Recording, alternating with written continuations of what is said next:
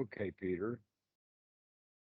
Good to see you again. It hasn't started counting. There we go. Okay, Peter. Good to see you again. And you've got a couple of questions.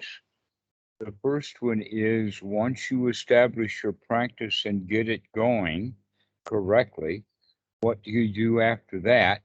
And that is that you continue to develop those particular skills. Okay.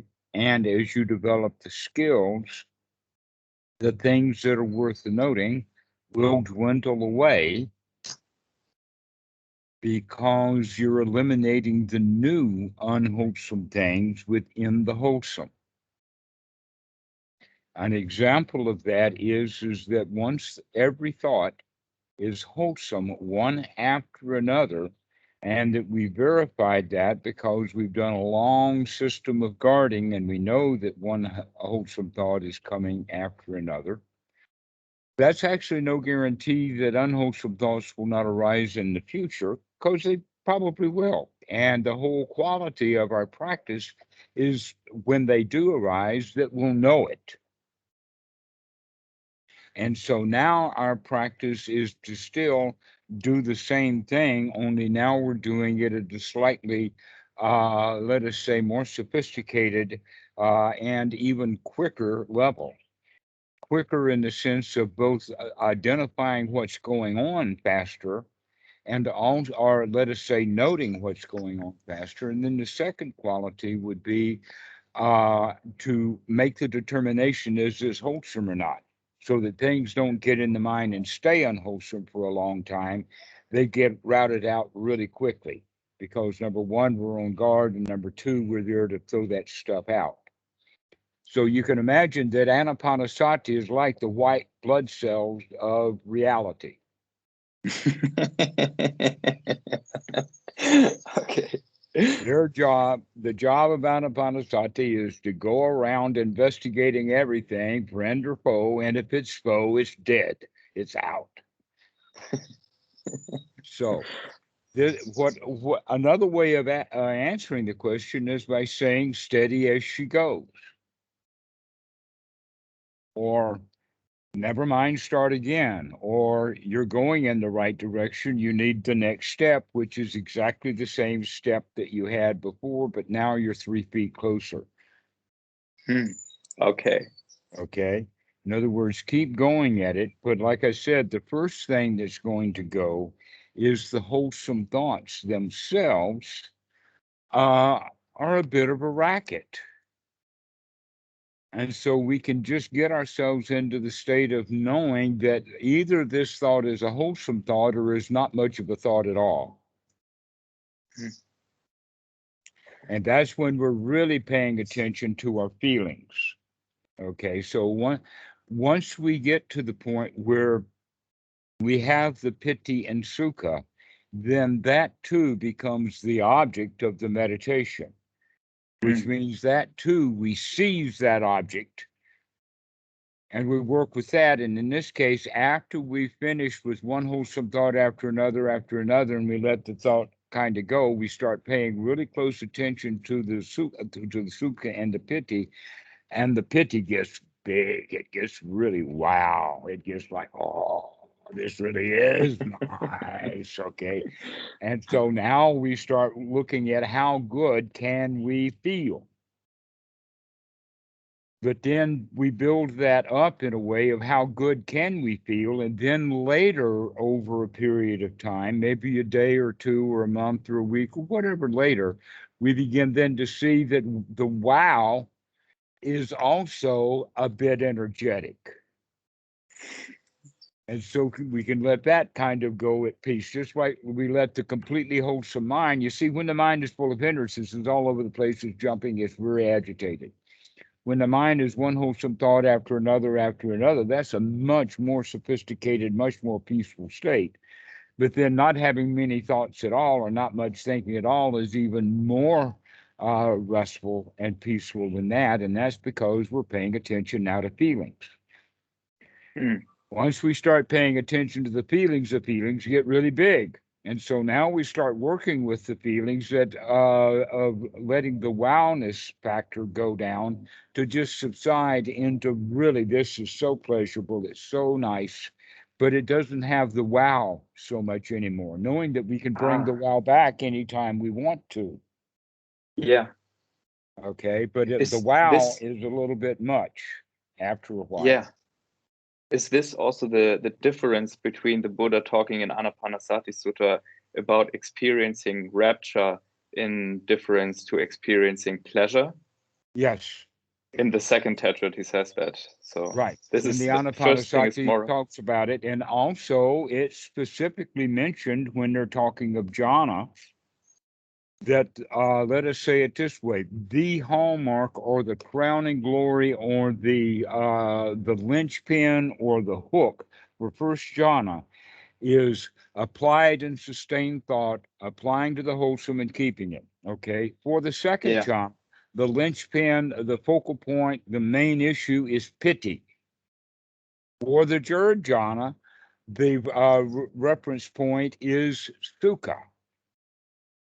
For the fourth jhana, we start with the reference point of even the sukha melts into equanimity, but this kind of equanimity is really aloof, really above it all.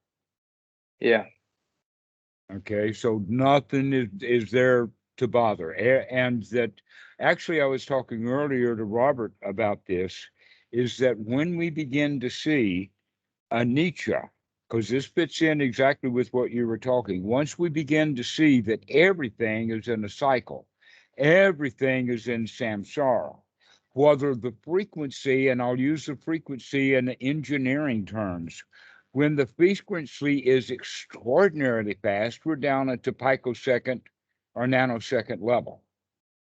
mm, But when we get into visible light, that's at the a much slower frequency than, okay, the other language would be X-rays, gamma rays, and visible light rays. These very, very fast things, light rays down into radio waves, down into sound waves.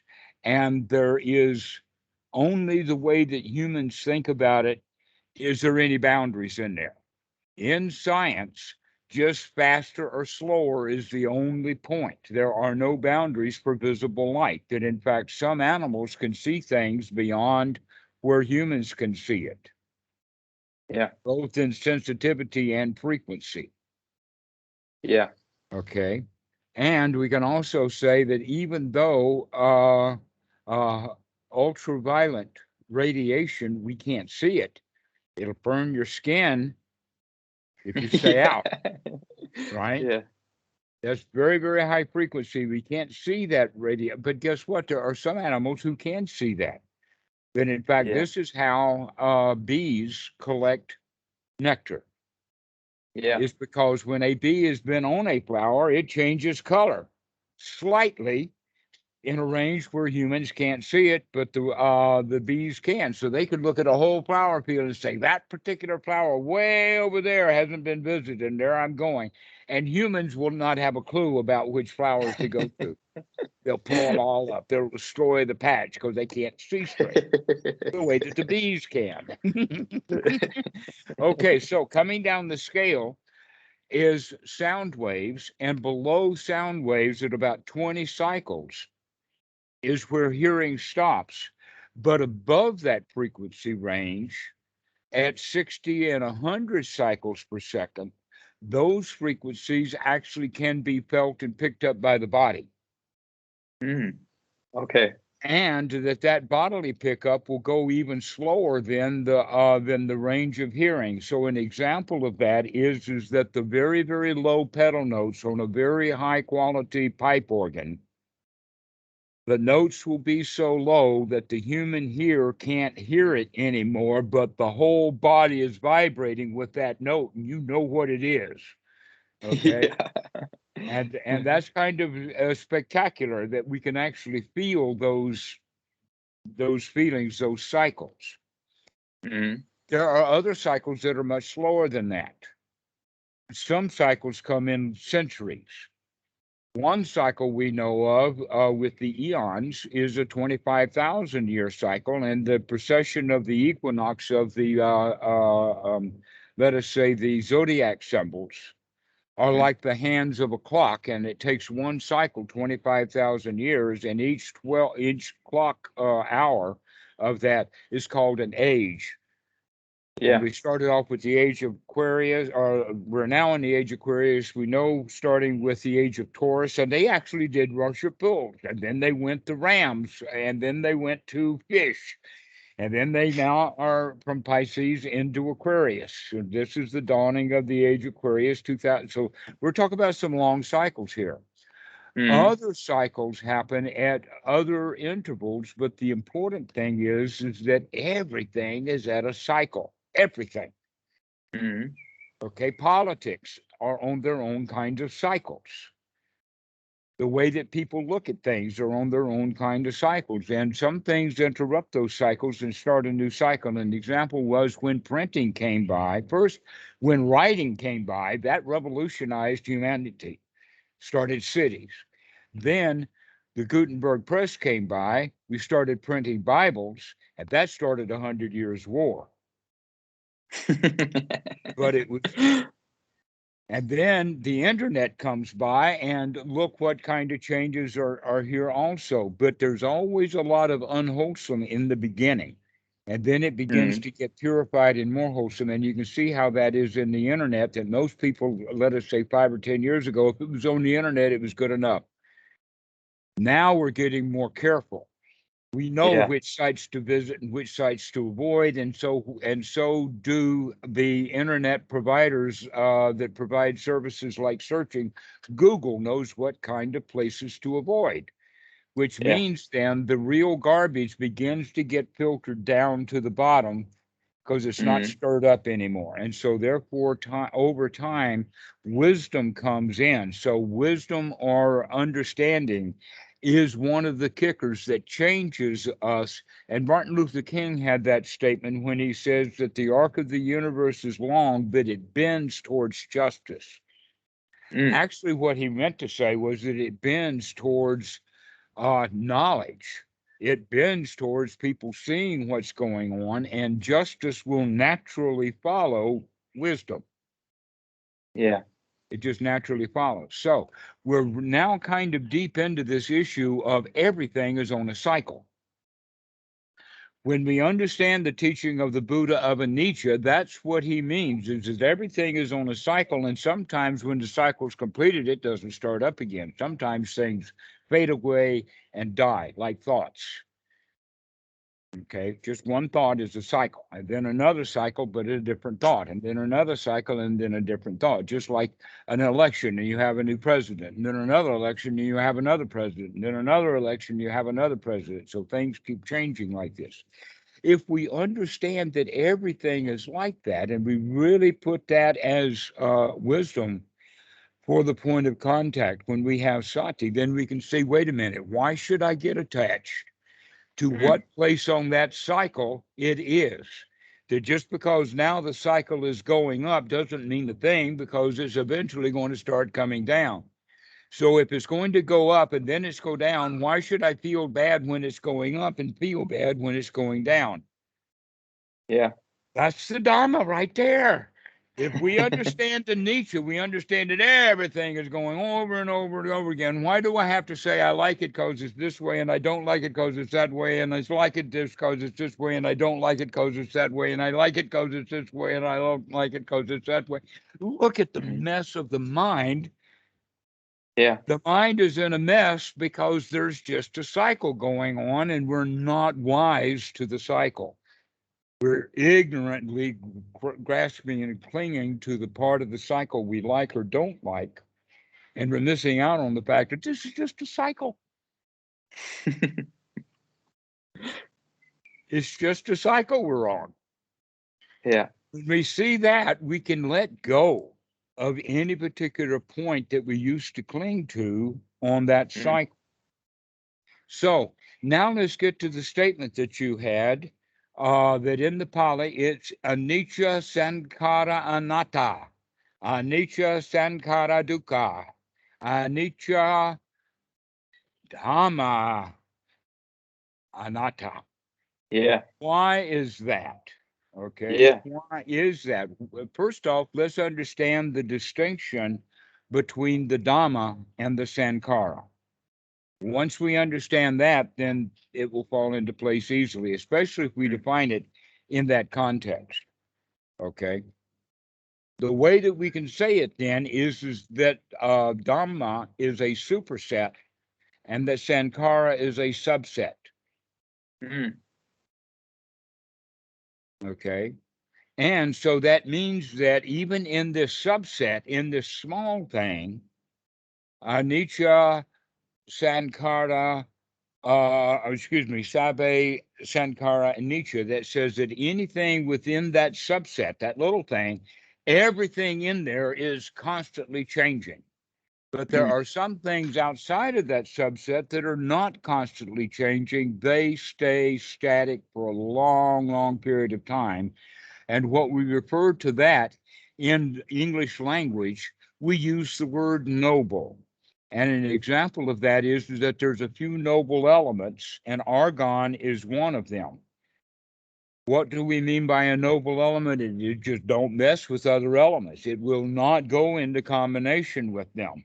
But in fact, Yeah. in the original days, they used tungsten as a filament and argon as the gas for the first working commercial light bulbs. Why? Mm. Because the argon didn't matter how hot the tungsten got, the argon was not going to mess with it. Any other kind of atmosphere or gas that you put in there with the tungsten, it's going to destroy the tungsten. They found that even trying to do it with a vacuum, you can't get a perfect vacuum. You could fill that whole area with argon so that all that touches that filament is argon. But if you try to take all the gas out, then there's going to be enough left gases in there that are going to get attracted to the heat. They're going to come bomb right in there, even in a vacuum. If it's not 100% vacuum, it's going to destroy that tungsten filament, but argon won't mess with it. That's noble. Okay, so we know now that there are some things in reality that don't mess with other stuff. They're in fact not in compound, which is exactly what sankara means. Is sankara means coming together, stuck together. So you could say it at a physical level that molecules are sankara. Mm. Noble elements are Dhamma. Mm. And we can also understand that there are other things besides just a few gases here and there that are noble. And another one that you could talk about, that there are some things that are true. They have been true all along. They will remain true. And there is no way for those things to become untrue without completely destroying the universe in the process. Mm. Mm. Okay. An example of that would be the strong nuclear force. That's been there from a much shorter period of time than day one. It's like microsecond one. And that strong nuclear force has been there and it remains. So that means that these forces that we're talking about, and there's actually four of them that are primary, but we could call them noble. Mm. Four noble forces. The strong nuclear force is, they actually have a word for it. They call them gluons because Mm. they glue things that will not stay together. They glue them together, and it takes a Mm. huge amount of energy to glue those things together, protons. Mm. And so that means if you can go in and break those protons up, that's going to release all that gluon energy that's holding them together. Yeah. Then there is the next force, which is the electrons going around the nucleus, and that is called the weak nuclear force. Why do electrons stay running around the proton, neutron, nuke part? But then we begin to say, but there's other things, and that is there's two more. One is that because particles can stay together and stuck together, that gives them mass. Hence, you have gravity. And because these electrons can be knocked out of their valence and others can get knocked in or other things like that, that gives us the entire electromagnetic force. So we now have Mm. four noble forces. Okay. Let me also tell you that I know of 4 noble truths. What are they? That there Yeah, is suffering. yeah, This is a noble truth. It has been noble before humans were humans, yeah, and it will remain that way so long as there are animals that have feelings. There will be bad feelings, mm, ignorantly, because the source of this dukkha is not life itself. This is a yeah, major mistake that a lot of Westerners make when they hear the Four Noble Truths. They immediately say life is suffering. And that's not at all what the Buddha says. What he yeah, says instead is is unsatisfactoriness mm, in the mind.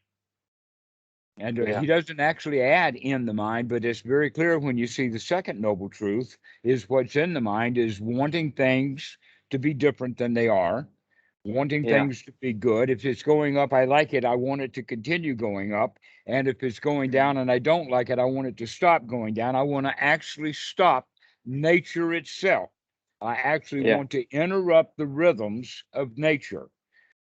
yeah. That means that I'm trying to interrupt nature's plan, which is exactly what happens with Christians when they pray to God. They want God to change his plan. God don't change plan.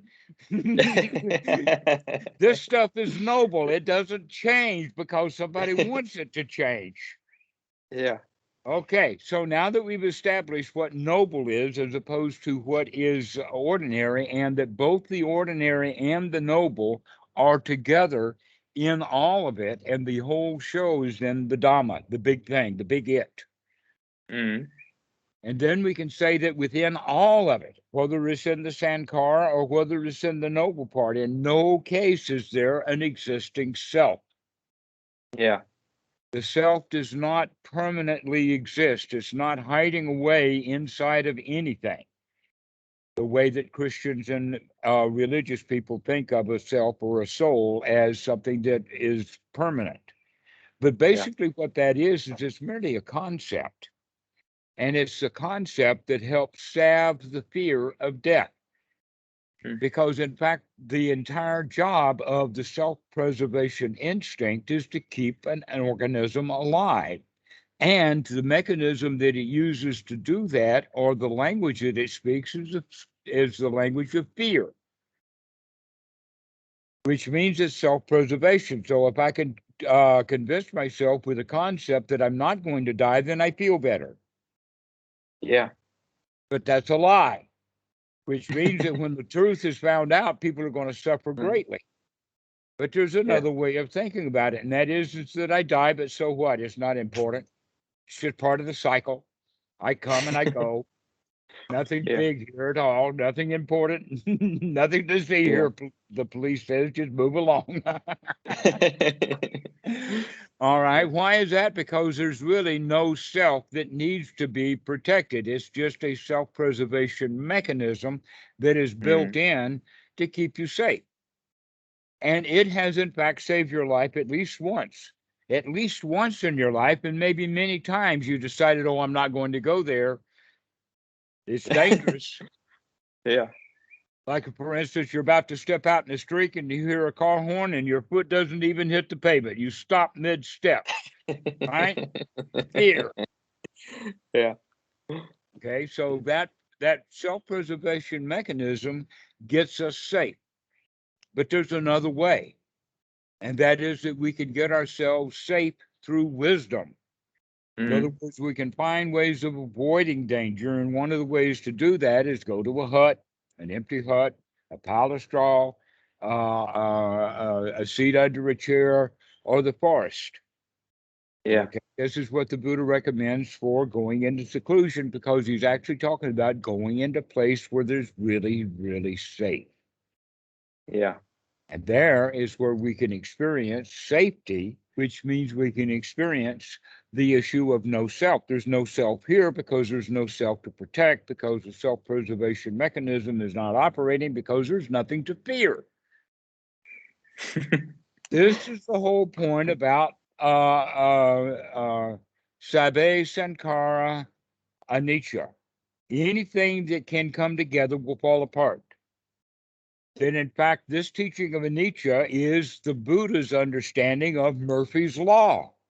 The Buddha knew Murphy's Law 2000, 25 centuries before Murphy figured it out, and he worked for NASA.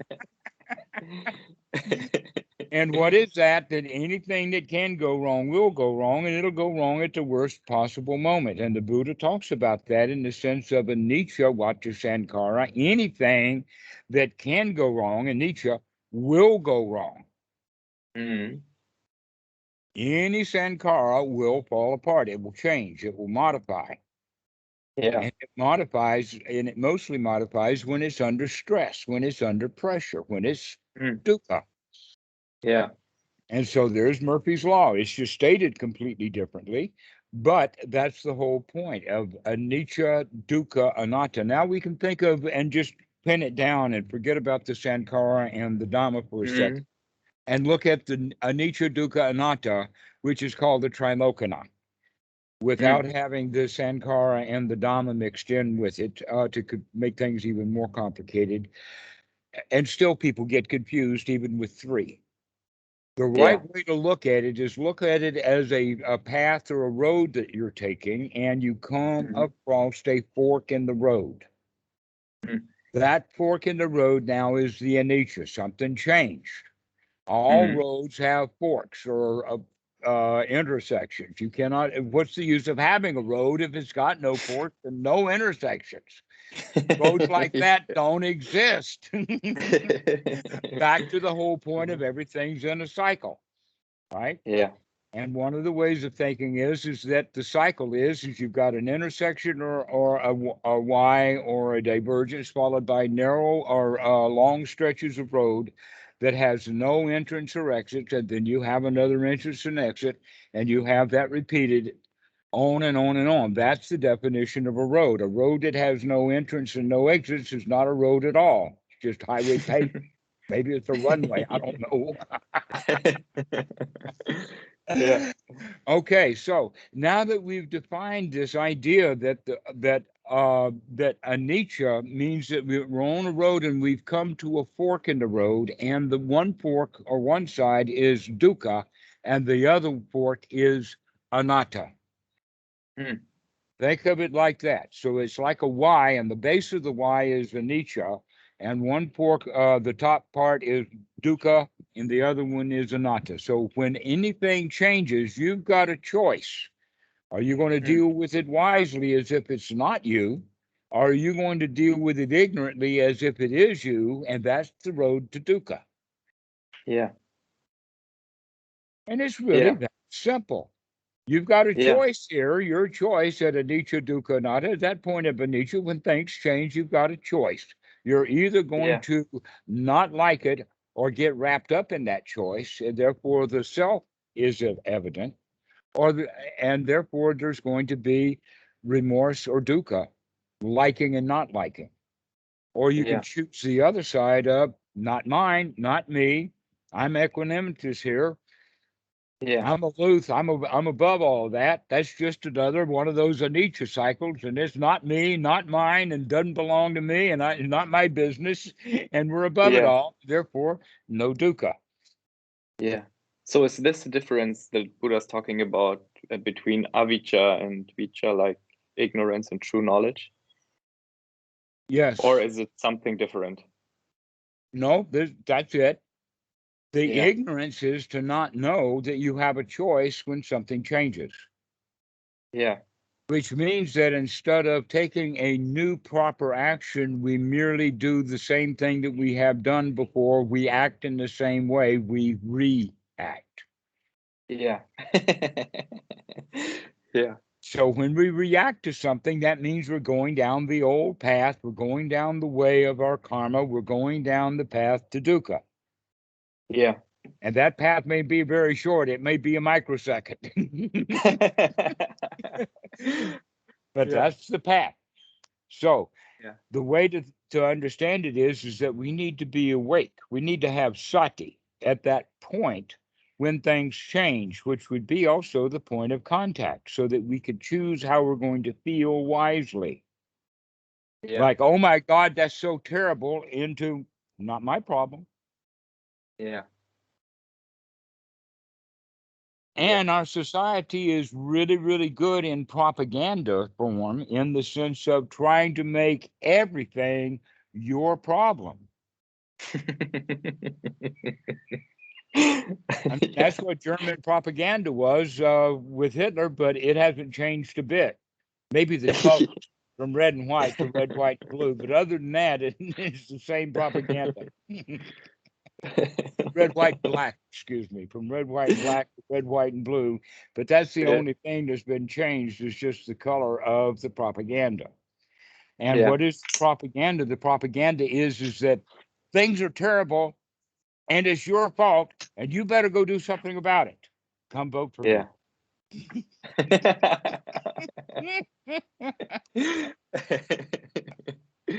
Yeah. Okay, so our society is set up to keep us reacting. Yeah. And But yeah, now you okay. Yeah. recognize you don't have to react anymore. You can Yeah. respond wisely now instead, if you can wake up in time before you react. Yeah. So maybe I was also reading the first verse of the Dhammapada, where the Buddha says, Mano Pupangama Dhamma. So the mind is the very most important thing, isn't it? So, or to The say it mind another is the way, forerunner. That's what you're talking about. yeah, Yes. yeah. Is it, you have the four Satipatthanas, but can you say that the mind is the most important by the Buddha giving this statement in the No, Dhammapada? this is basically where that is coming from. There's a sutta that has some background with it. Yeah. Okay. And in the sutta, it talks about the fact that the Brahmins have a belief system about their karma, their karma machine, or their Mm. good action gives good results and bad action gives bad results.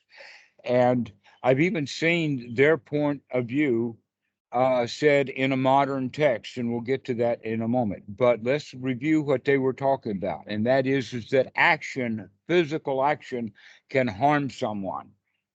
Mm-hmm. Therefore, it is strong. It's very much like writing something in stone. That once you Mm. kill somebody, they're dead. There's no bringing them back. That's it. Okay. The next part is the speech. That speech is like writing in the sand. Mm. That people don't remember it long after the next wave of the ocean, the tide comes in, and maybe that's forgotten about. But thinking, our thoughts, is like writing in the water or writing in the air. That as Mm. soon as the writing is finished, it's gone. Yeah. And because of that, the Brahmins say it's got no weight at all. It's got no power. It's got uh, nothing to it. So you can go around thinking all the bad thoughts you want, so long as you keep your mouth shut and your hands in your pocket. Guess what? When the mind is that filthy and that dirty, the hands are not in the pocket and the mouth is not closed. It's always open. It's out, and it's like, gimme, gimme, gimme, gimme, gimme is what we do. So the point then that the Brahmins were making is that everything that they said was upside down. And the Buddha makes the point, oh no, the mind is the forerunner. That if Hmm. you do not have that thought, then Yeah. you will not say it. And Yeah. if you don't have the thought, then you won't act. That Yeah. actions and speech are dependent upon the mind. Yeah. Okay, so we say, well, wait a minute, the Buddha has precepts. No, the Buddha didn't have those precepts. He had wisdom. The Mm. precepts came centuries later, many Mm. centuries later, but they got all of the precepts out of the suttas. So I know where they got them, but they changed them in the process. Mm. Okay. It's the distinction between, let us say, eating fruit fresh off the tree versus eating fruit that's been highly processed. Mm. Okay. That's what we mean now is the precepts are highly processed fresh fruit from the Buddha. In Mm. the sense that if your mind is clean and you don't want anything, then you're unlikely to kill someone. Yeah, definitely. Okay, but now the other Buddhists, they go and they make a rule of it. Oh, thou shalt not kill. Yeah. Oh, that's going too far. Actually, the Pali is panatipata veramani sakabadam samatiyami, which means I will refrain from killing as a training mechanism. In Yeah. other words, the precepts that uh, Atinadana is not taking. Vairamani sakabadam samati ami Mm. is the training or the coming together of the mind. Okay, when the mind is together, so the training is to avoid taking things that are not that don't belong to you, because you can see the dukkha in that. So it still has to do with training the mind, not training the hands. Yeah. So the real point is that it's not a matter of what we actually do, it's a matter of what we're thinking Mm. at all levels. But we're Mm. trying to get the beginning students to start thinking, because they're so slow, they could begin to think as they're acting. But as they gain skill at it, they begin to see what's going on and see the dukkha before they act or before they speak. And an example also of that is, let us say the two guys are in an argument and neither one of them have a clue about what's going on with the Dhamma. And so they argue and they argue and they argue, and they build up to the point of violence. And Yeah. then one person will finally wake up. Oh, this is going nowhere. Why don't we just have a beer and forget about this? Or maybe somebody Yeah. comes up and intervenes. If nobody intervenes and if nobody can think about it, that argument will wind up in violence. Yeah. And so you can see a husband and wife are fighting at home, and then the husband says something that's gone too far. He recognizes it. He finally wakes up. He's still really angry, but he slams the door on the way out. Said, I've had enough of this. That's very, Yeah. very wise. Why? Because if he stays and fights with the wife, he's going to hurt her, and he knows Yeah. it. But this is too far into the game. The question is, how soon can we wake up to this? Yeah. This is where it comes with the idea that the Arahat, the Anagami, the Sotagami, and the Sotapan have to do with how fast can we wake up. Yeah.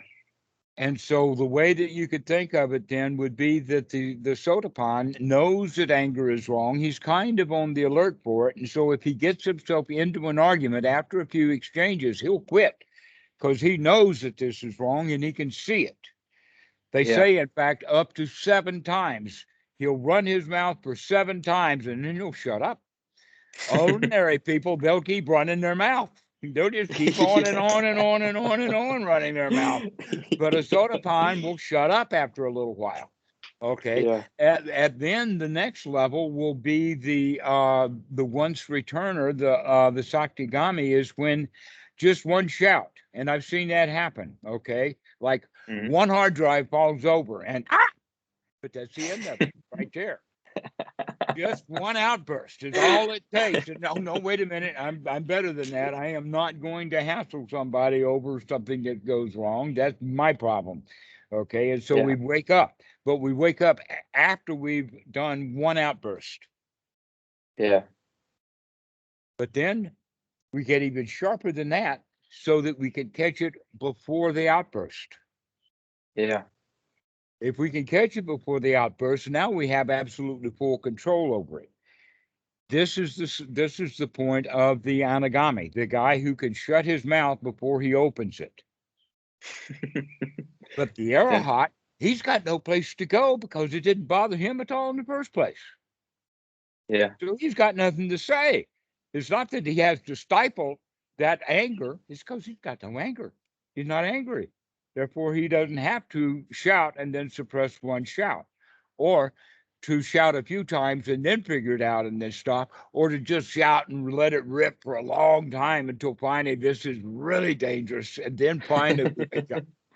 So this whole Yeah. point, this is also has a lot to do about the spiritual path when they talk about and AA mentions this, but it's everywhere, and that is hitting rock bottom, hitting a low Mm. spot. What that really means is that we don't know how low they can go. But what Mm. we do know is that the deeper into dukkha someone goes, the more likely that pain will wake them up to the fact that they're in pain. Mm. So as the continuum goes down like this, some people will appear when they're good Dhamma dudes, as soon as the dukkha starts, I got it, I'm out of here. Other Yeah. people will come down and they will come down and hit this level and then they'll Mm. come back up. That's rock Yeah. bottom for them. Other people will go way down and then they back Yeah. up, and that's rock bottom for them. And then they'll come up, and some people just keep on going, and they never figure it out. After they're dead, they don't figure it out. So how low Yeah. can you go until it hurts too much for you to keep going that way? Yeah. And so this is part of the wake up call. Is that now that we know that that dukkha diagonal is there, how deep into it are you going to go before you wake up? Because you will eventually wake up or you're dead. Those are the only two choices. You either got Yeah. to wake up or you're dead. That's almost like when you see that a car crash is coming, how soon can you put your foot on the brake? Yeah. You're just going to watch that truck come right at you before you put your brakes on, or that wall? Okay. The sooner you Yeah. put the brakes on, the less damage you're going to do at impact. Yeah.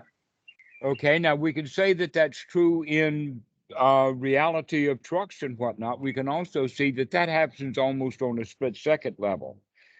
Mm. That if we could put the brakes on it a half a second sooner, we can avoid the entire collision. Yeah. And And it's so, very funny, like to take that simile you were talking about. If you recognize it really late that you are running around unwholesome thoughts, the effort you have to bring up to get back into a wholesome state, it's much more than, it's like you said. it's almost like we have It's to unwind it. You're right. If we Yeah. once we get wound up, we have to do some unwinding. If we don't ever get wound up, there's Yeah. no unwinding to do. Or if we've Yeah. only got one wind on it, there's only one wind to undo. Yeah. Yeah, exactly. Yeah. So that's exactly right. How soon can we wake up? Mm. Or another way of saying it, once the anicca happens, how far down the Y fork of dukkha am I going to go before I wake up to recognize this is not me, this is not who I am, this is not what I want to be. Let me jump over to the other Y fork. Yeah. But it always is triggered by something, and that trigger is always some motion, some movement, some cycling, some anicca. Yeah. That's always a trigger. And so Yeah. when we see that trigger, if we're alert to those triggers, we can always choose anatta. Yeah. Because really, all of reality is anatta. There really is no self. What there is a self-preservation mechanism, but it's protecting not the self, it's protecting the organism. And the Mm. humans are making the mistake, I am the organism. Yeah. Well, what is an organism then? I am the feelings. I am the body. I am the thoughts. I am this whole show, this whole satipatthana. I am Yeah. that is the big mistake. Yeah. Why? Because that's going to be dukkha when it's my body. If it's just the body, an example of that, and we do it often, going to the dentist or into surgery.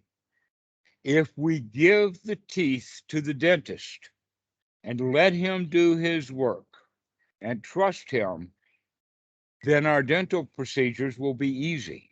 If we don't trust that dentist and we're Yeah. looking at every little thing that he does and we're feeling with every little probe that he makes and all of that kind of stuff, that's Yeah. dukkha Yeah. because we don't trust him. We don't just let him do his thing. Yeah. So we have to, in that regard, if we're going to go to a dentist, you got to trust the dentist. If you don't trust the dentist, don't go to that one.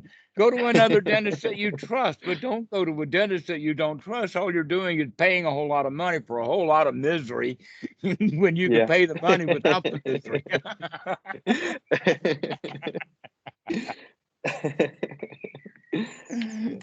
hearing And so, you talking about all these things or all these places you can investigate, it sounds so easy to do all that. And would you say it is easy, or? well, there's only one thing at a time, though. Yeah. For instance, while you're in the dental chair having the dental work done, you're not in surgery. That's not physically possible. Yeah. Okay. So just Yeah. one moment at a time, whatever's happening now, let's be alert to it Yeah. because we always have a choice to make. What is that choice? Is either not me or I'm stuck in it. Yeah. It's either Well, mine or not mine. That's why Bhikkhu Buddhadasa is his number one most favorite statement that's written perhaps in every book that he's published or that's been published under his name. And that is the quote, nothing is worth clinging to as I, yeah. me, or mine.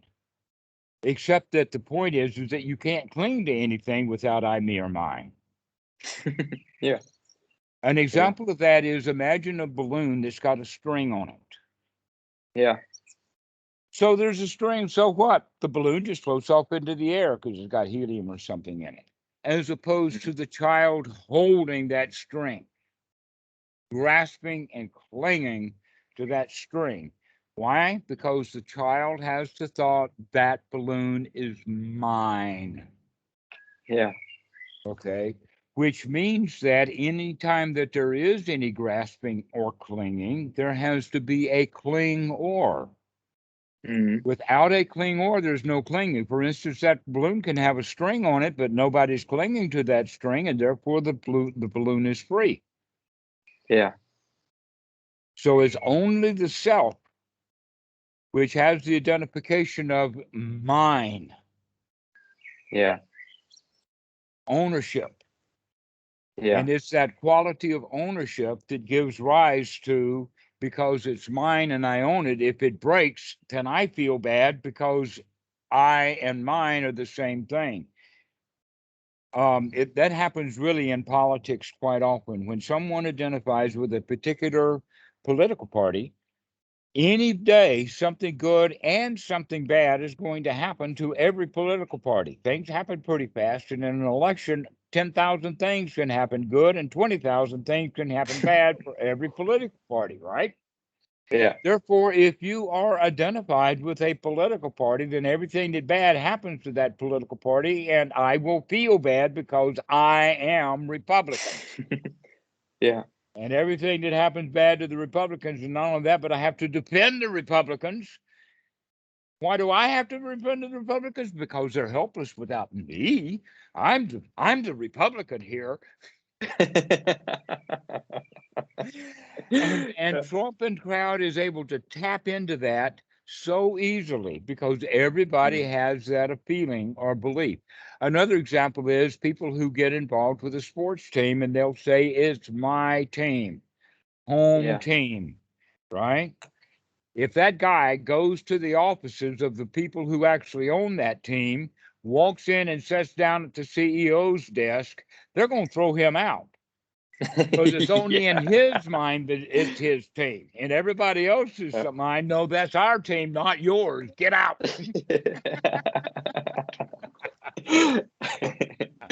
Yeah. And so we do really crazy things like when we identify with something, that's the same thing as we own it. Mm. This also happens with corporations, and NGOs are especially good at this. Yeah. What we mean by that is people come and work for an NGO because they want to do good. By joining the NGO, they see the NGO is doing good. Therefore, Mm. because the NGO is doing good, we should keep it going and preserve it. Okay. And so that means then that the ego is tied to it. So the workers of a particular NGO want to keep that NGO functioning and alive because two reasons. One is their job depends upon it, and two, their ID depends upon it, and that's even more important. Okay. And you can see things that happen like that. The Red Cross is a clear example of this. 80% of all of the donated money that Red Cross receives goes to support their staff and advertisements. And only 20% of the money they receive goes to do the original job. Okay. Only 20% of it. Why? Because the people who work for the NGO, and the NGO is more important than the job the NGO was supposed to do in the first place. Yeah. That's selfishness for you. That's it. Yeah. And you can see that in many, many NGOs. In other words, here's the way that they stay it, in fact, because it's well known, and that is the number one job now of the Red Cross is to remain the Red Cross. The number one job of an NGO is to remain in the business of being that NGO. Never mind what the NGO originally was trying to do here. Yeah. Which is another way of stating that well-known phrase that is known in Washington, D.C. It's kind of a line drawing that can be put into a Xerox. And so it's just all over the place. Thousands of photos are reproductions of this. And it's a line drawing of a young man standing in a swamp or a pond. And he is surrounded by alligators in this line drawing. And the caption at the bottom is that when you're up to your hips in alligators, it's hard to remember your original intention was to drain the swamp. Yeah. When you're up to your hip in alligators, it's hard to remember your original intention was to drain the swamp. Well, that's what happens with organizations like the Red Cross. Yeah.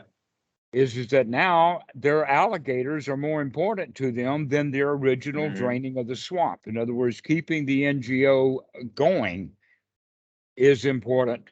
And the draining of the swamp, they've forgotten all about that. Yeah. That's what's going on with us also as an ordinary level. And that's especially true when we identify with another organization. In this regard, this is where the Buddha talks about part of the freedom is to lower the banner. There's in fact 4 of them, and that is to fill in the moat or the trench, to set down the crossbar, to lower the banner, and to unlock the door. These are the 4 qualities of an arahat. Okay, what do we mean by filling in the boundary, or filling in the moat, or filling in the trench? Means that we're no longer expecting an enemy invasion, so we don't have to build ramparts. We don't have to, let us say, require people to have the right kind of visa to get in. Everybody's welcome. Anybody who wants to come and go. Don't keep boundaries anymore. The second one, which is actually the second one to mention, is actually the first one on the Buddha's list. And it's basically to set down our weapons. We don't carry weapons.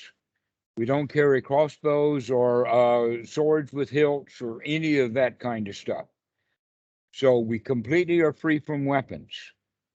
The third one then is this non-identification with any organization, but put down the banner. So any organization that has a banner, a flag, or an icon is not worth identifying with. Yeah, not even the Dhamma. Not even the Dhamma. I mean, there are Buddhist flags for Buddhists to attach to Buddhist flags, but the Dhamma has no flag. Yeah. It has no ID. It has nothing to cling to. Yeah. So when we lower the banner or lower the flag, you can see that the banners, in fact, were used in the old days with warfare. That the Roman soldiers, they used their banners a lot. That the king or the generals would know how to deploy troops based upon whether the banner was still up or not and where the forces were and all of that kind of stuff. So it's really, really significant, that issue of the banner. Mm. Okay, so when you see anything that has a banner, whether it's a red, white, and blue donkey or red, white, and blue elephant, or let us say a cross and a shield, or perhaps a star and a crescent, whatever the sign is, that's not me. Yeah. I don't identify with anything. Even though Thailand has a flag, when I see the flag of Thailand, I don't think about my country. I just see, oh, yeah, that's just another symbol to not get attached to. Yeah. And then the last one, which is actually the deepest one of all, and that is to unlock or unbar the door. So we've put down our weapons. We filled in the trenches. We don't have the bar, and now even in the inner sanctorum, the home, we don't lock the door. Why? Mm. Because we know that locking a door is not going to keep death out. Yeah. Death don't need no door to knock on. Yeah. But what we can also think of it is that really it's open heart.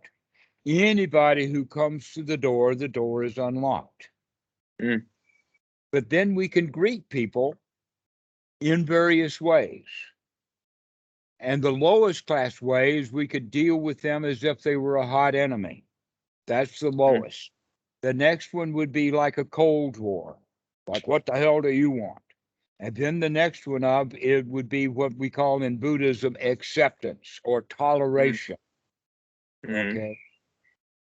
That we tolerate them until they do something wrong and then we hurt them. And then acceptance is that even if they do wrong, we'll let them get away with it. But we remember that. We'll hold them against it. We're keeping score here, you know. And then we come up from acceptance into friendship. And that is when we greet them at the door. Hi, how you doing? Glad to see you. Yeah. But then there's the highest level of all. And that highest level of all has a Latin phrase. And that Latin phrase is amor fati.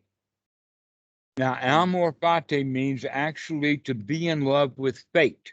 But we're not Mm-hmm. talking about fate in the Christian sense of what's going to happen a long time from now, or that whatever happens that's a disaster, you deserve it. But we're talking about fate in the sense of whatever is happening right now. Whatever fate brings to my door, I am glad to see it. We become jovial and loving. Whatever comes to the door, that not only is the door unlocked, but they're always a super welcome guest. And we can welcome this moment that way. That, wow, I'm really glad to be here now. Yeah. So this is what we mean by unlocking the door completely, so that we're completely open to anything that comes. Yeah. And these four then is the sign of the Arahat, the one who has no borders, no boundaries. Mm. The trench, the ramparts, the moat has all been filled in. We carry no weapons. We're not here to either hurt ourselves or to protect ourselves from danger, because there's nothing dangerous. Yeah. Why? Because I don't stay in dangerous places. If there was Yeah. danger on Koh Phangan, I'd go over to Koh Samui. Yeah. And so there's no danger here. We can put down the weapons, put down our swords, put down our crossbows, put down anything that we would think that we need for protection, because we don't need protection. Yeah. And yet, look at the dialogues that you have, for instance, on Reddit, where everybody is under attack verbally and they think they have to defend themselves verbally. So, in fact, these weapons that we're talking about can often be both mental and verbal, as well as physical weapons. Yeah. Yeah. But we don't have to defend ourselves. And so, because we don't have to defend ourselves, we don't need these verbal weapons. We don't need these verbal daggers and swords and spikes and arrows and whatnot. Yeah. So, this is kind of a new way of living. Yeah. of just the automatic assumption for ordinary society is things are dangerous. They need to be checked out. Yeah. Or we need to hide immediately. But the noble way is that, yeah, it may be dangerous, but I'm going to go check it out. I'm going to find out what's going on. Yeah. Hearing you talking about all this, I recognize that my mind changed through the practice, because there are many stressful situations in everyday life. I now pretty much don't react that much as I was doing before. So, oh, now you Well, that's the froze. Oh, Dhamma for you. It works, doesn't it? yeah, yeah. So maybe That's the that is a point. proof. Mhm. That is a proof of a principle that you practice the right way. Everybody says that. If people start to practice correctly, they all say it has great fruit, great benefit. The whole life begins to change. The Yeah, things that used to bother don't bother anymore. yeah, We can see that they're part of a cycle. We can see that if I grab hold of it, it's going to bite me. I better leave it yeah, alone. It doesn't belong to me. yeah. And so all And of this stuff. even Go ahead. Yeah, and even or especially the stressful situations, to me, are the best places to practice, because it's a real proof whether whether you really transformed your mind already or not. Mm-hmm. That's right. Which means then that we're no longer afraid of being tested. Yeah, yeah, We see it as an opportunity, yeah, definitely. a Not way of thinking of flexing the muscles. Yeah, I can handle that too. yeah, yeah, yeah, That's really great. That's actually the kind of thing that I like to hear from the students, yeah, because it shows just one more person showing that this stuff works. yeah, Not that I didn't know that, but it's good to see it continues to work. yeah, That the path of the definitely. Buddha is a functional path. It's been all along. It's just sometimes become obscured. Yeah, and this was also a question I was having. Didn't the Buddha teach his teachings to everybody, also to the people who were not highly intelligent and doctors and whatever? He taught it to everybody, didn't he? So it would work for everybody. That that's a question. Okay. Um, the answer to it is complicated. Let me give you part of the answer. Part of the answer is absolutely yes. Anyone can get enough to do what they need to do. Okay. Yeah, Anyone can learn enough of the Dhamma. In fact, there's not much to the Dhamma. So, which means that someone who is not capable of grasping all the details that you and I talk about, they would get lost in that. But they could still do something if they want to. yeah, So it has a lot to do with the motivation, and the motivation always has to do with how well can they see the dukkha. mm. And Hmm. even really unintelligent people with no skills and no training in the Dhamma can still see dukkha in their life. Yeah, And if they can, then they're trainable. yeah, Okay. And let me give you one example of that. There was one student that was passed from one teacher to another uh, because he could not remember any of the chants. Because in hmm, the old days, the way that they did it was that they taught the sutta to the students. And after the student memorized it completely, then he was told what it means. yeah, So they had it memorized so that they had all the details of it, but they didn't quite know how to put it into practice until it was explained to them over and over. But then that sutta becomes a really guiding principle for them for much of their life. But yeah. this one guy couldn't do that. He couldn't remember, even though he would hear the thing over and over and over again, he couldn't remember it. Mm-hmm. And some of us can do that kind of stuff and some not. but it's an old form of learning that has both benefits and drawbacks. Mm. An example of that is the madras, where when the kids, it takes them years to do it, but the point of the madras is that the student can recite without prompting the entire Quran. Mm. That skill, and I highly appreciate that skill, but it's not deductive logic. Mm. He cannot suss things out for himself. It's not wisdom, but it is the fact that he can remember. Yeah. And so that's very, very valuable. This guy that we're talking about couldn't do that. He couldn't remember anything.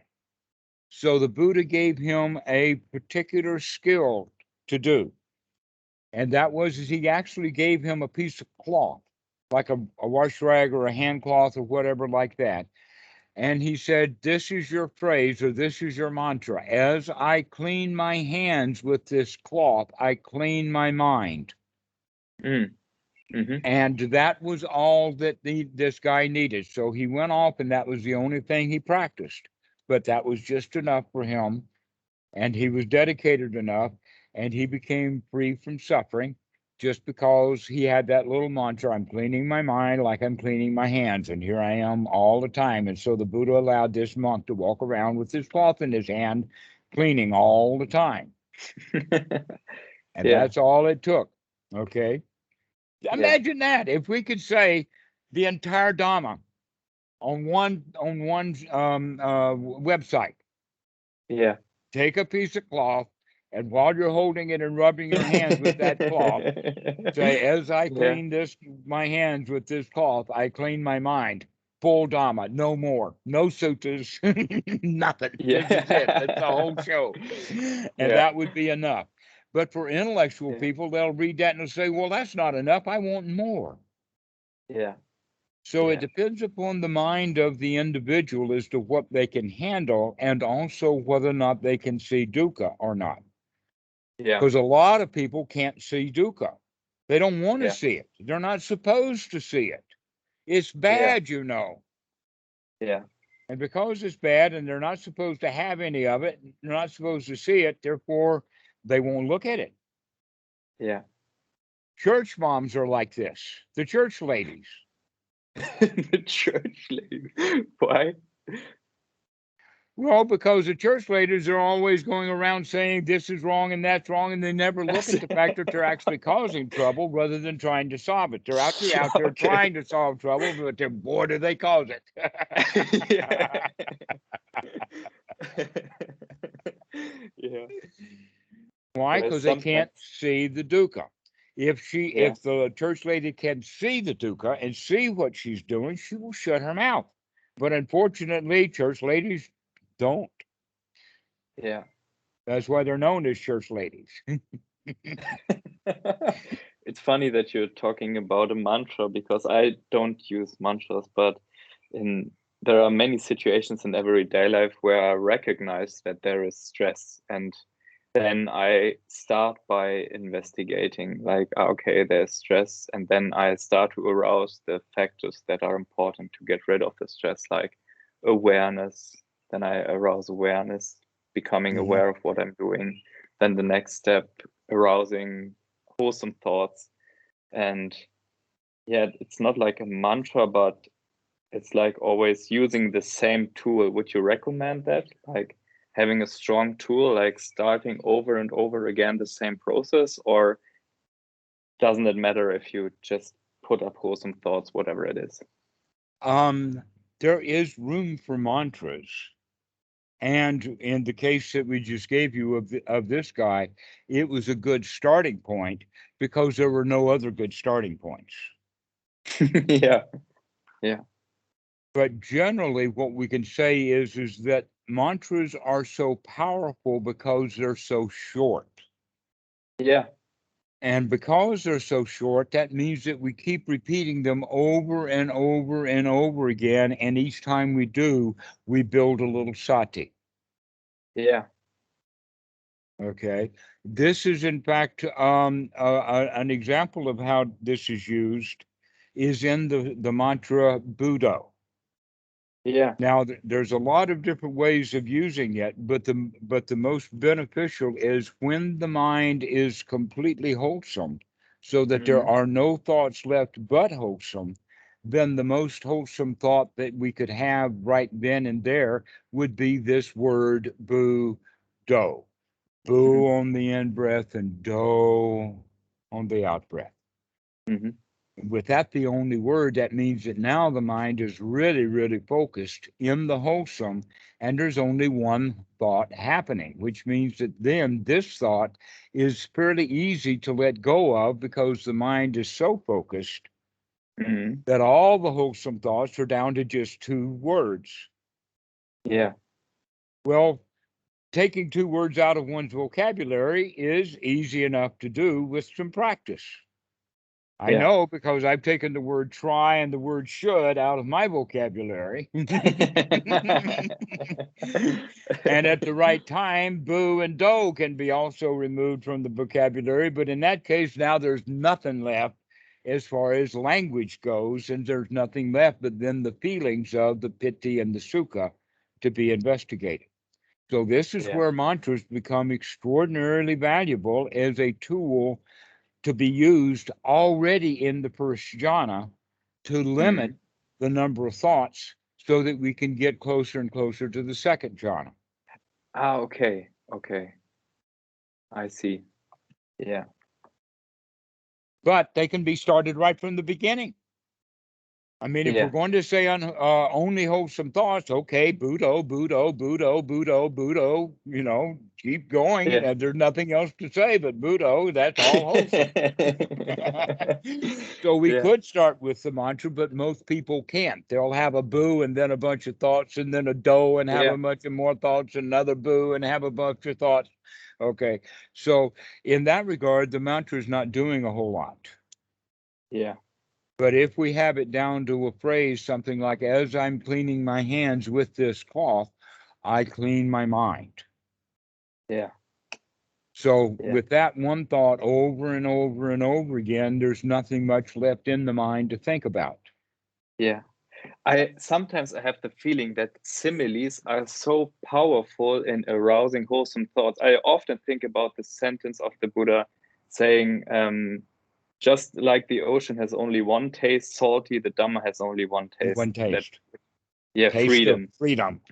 Yeah, and as I think of the simile, saying it very aware with sati, it feels so powerful or so easy to arouse wholesome thoughts by using the similes. So I was also asking myself whether it is correct practice to use similes as part of sati and everyday Absolutely. You experience. already answered your question.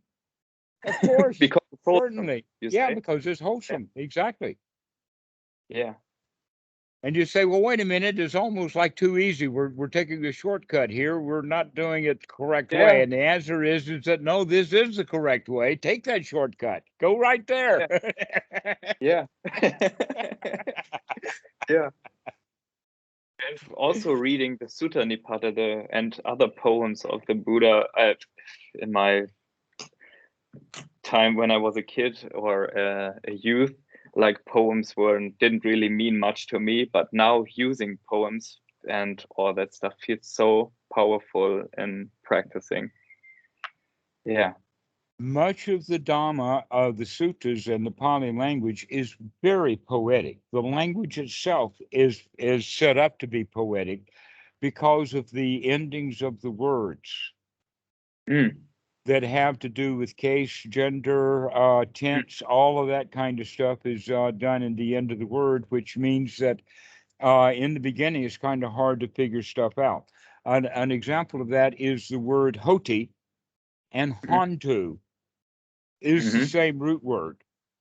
Mm. But hoti means Okay. right now, and hantu means for all time. It's just a Mm. verb tense. Okay, which means that if you're going to do a poem, you can set it up so that the verbs are the last thing in the sentence, which means it always rhymes because you've got the same tense throughout. Yeah. Okay, Okay. so Yeah. with that, that makes that poetry very easy for the Pali language when it's not so easy in English. Yeah. Yeah. Okay, the German, in fact, is better poetry than English. English is just not a good language for poetry. But Pali is. And because of Yeah. that, there is a lot of the stuff in Pali that's just naturally poetic. There's Yeah. also the story of one monk who was very slow to speak, but whenever he did speak, he was absolutely amazing because he spoke everything in poetry. Yeah. Everything he said was poetic. Then you go to the Teragitha and the Teragatha, which is also very, very ancient writings, and you'll see that those, in fact, are the songs or the hymns or the poems Ah, of the elders of the bhikkhunis and the bhikkhus. Okay, the Teragitha and the Teragitha. yeah. The Teragitha is for the bhikkhunis, and the Teragitha is for the monks. But you can Yeah. see the Terry and the Terry is for the is the gender there, but it's in the middle of the word. But then that can be used with poetry also. Yeah. Is that the middle of the words can also kind of match up because they've got gender in there. So Yeah. the Terry Githa and the Teragitha are both highly poetic. They're in blank verse. Normally, the way to translate it is to translate it and keep the verse form, even if Mm. it's not. Even if it's English translation into blank verse, it's still poetically set up in verse form the way that it was originally. Yeah. There is actually Okay. verse forms in several of the suttas in the Majjhima Nikaya that is not prose, it's Mm. poetry. Okay. And also that's why it's highly repetitive. That in fact, you know that in our song form today, you will have uh, a verse and then a chorus, and then another verse that's different from the first verse, and then a chorus which is the same as the first chorus, and then third verse, and then the chorus is the same. And that's the Yeah. form. Okay, guess what? The sutras are set up that way. Yeah. But the translators take all of the chorus out. Once they put the chorus in just one time, they will leave the chorus out with ellipsis, Yeah. and Yeah. they miss the whole point of the song by taking the chorus repetitions out. But the Yeah. monks, when they're chanting, that's the best part. Yeah. Is the chorus. Yeah. That, in fact, the reason they call it the chorus, a more proper word would be the refrain. Yeah. But we call it the chorus because everybody sings the chorus. It's the chorus. It's a choir, right? Yeah. And so all the monks know the chorus, except in the Pali translations into English, they don't bother to put the chorus in there. They put little Yeah. three dots. Watch for especially Bhikkhu Bodhi's little three dots, his ellipsis, Yeah. I've because seen that that. shows Yeah. that he's lazy.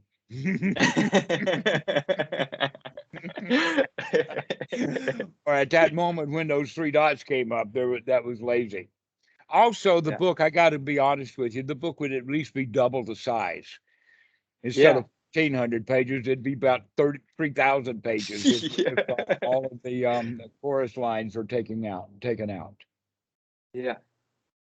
So, poetry, everything is poetry. But the important point about poetry is repetition. Mm.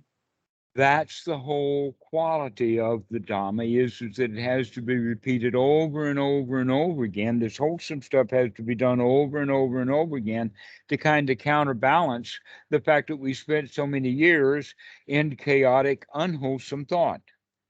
Yeah. It means that we're wired for chaotic, unwholesome thought, and we need to rewire it with these repetition of things that happen over and over and over again. Yeah. And that's quite amazing when it comes to learning poetry, is that if you don't repeat a poem, you're going to forget a few lines here and there. Yeah. That happens with me in the Pali, and it happens also in some of the old poems that I remember. Yeah. But learning poetry is a very, very good skill Yeah. to be able to memorize something and keep it going and keeping track, especially when you go to the chorus lines, one after the other. We hit these choruses, and that's when the In fact, in the typical Wat that I know of in Thailand, you go in there for the morning chants, and when the chorus happens, the whole sound of the entire group gets higher volume. It's louder because people Yeah. are more confident because they know the chorus. Yeah. Yeah. But that's the whole idea then is that it's repeated over and over and over again. And when it's repeated over and over again, it becomes very familiar. Listen to that word familiar. It's the word family. Family Yeah. is that which we know because we've been in it over and over and over again. This is Yeah. what this is also what we mean by the comfort zone. Yeah. Is that we know this because we've repeated it over and over and over again. This is actually Yeah. sati. That's the Eightfold Noble Path. It's all based upon repetition. Yeah. That's the whole show, over and Yeah. over and over again. Whether it's the mantra or whatever it is, it's always one wholesome thought after another, over and over and over again. Yeah. And it's also And so then like, the Western will say, yeah. "Yeah, but what do I do next?" Well, you Yeah. sing the second verse, same as the first. What do we do now? Well, we sing the chorus, same as the first. Yeah. Yeah. Which was Great. about your original question. Now that I know how to practice, what do I do? The answer is now you know how to practice, really practice, because you're good at it now. Yeah. Definitely. Yeah. Right. Okay. Well, I hope that we've answered the two questions that you had, which were Yeah. actually interrelated. Yeah. And that Yeah. was Thank you, anicca, Bante. dukkha, anatta, and also what we were talking about in the sense of the wholesome thoughts and whatnot. Yeah. And what do we do next? What do we do next? We sing the song again. Great. Yeah. Thank you, Bante, for this talk. Thank you very Okay, much. we'll see you. See you soon. Bye bye. Bye bye.